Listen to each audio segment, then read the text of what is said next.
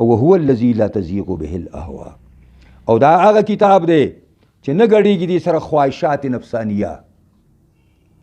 خواهشات نفسانیه دې سره نه ګډېږي چې ستا نفس غواړي او راړي هغه په قرآن کې دننه کوي.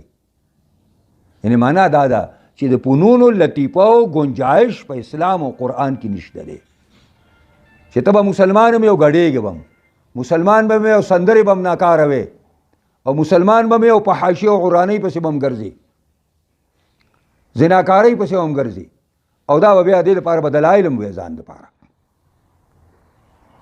او ولا تلتبس به الالسنه، ژبې په دې نه ګډې وډې کېږي. قرآن چې وې نو ژبه به دې دا موږ سره ماشوماني دا حفظ کوي نو پر خپلو خبرو کې هغه کله کله چې کوم دی بعضې وړوکي داسې چې دا تت تت کېږي داسې دا ژبه یې نښلي، خو په قرآن مجید باندې د چا ژبه نه نښلي. هغه تتی چې دی نه چې قرآن وایي نو پکې تت تت نه کوي، دا قرآن به سم وایي داسې آزاد. نو دا داسې کتاب دی چې په دې باندې ژبې نه ګډې وډې کېږي. او بیا فرمایي دا داسې کتاب دی چې ولا تشبع عنه منه العلماء، علما له دې نه مړېږي، علما ترې نه مړېږي. داسې کتاب دی چې علما دې نه مړېږي. زمونږ دا مدرسه یې که نه نو مونږ د دې کال په سر کې دا کتابونه تقسیمو، دې ته کې تقسیم کتب وایي. نو ما ډېره زمانه په دې درس کې وشوله او د ډاکټر یعقوب خان هغه مدرسې انچارج هم زه وم، دا خپل هم چې ساده کړې ده.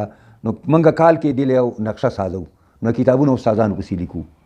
نو چېرته زما په زندګۍ کې یو عالم ما ته دا نه دي ویلي چې ما پسې ترجمه مه لیکه، ډېر راله پوښ کړی.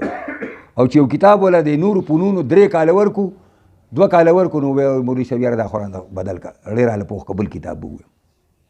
نو ولا تشبع عنه العلماء، علما له دې نه مړېږي.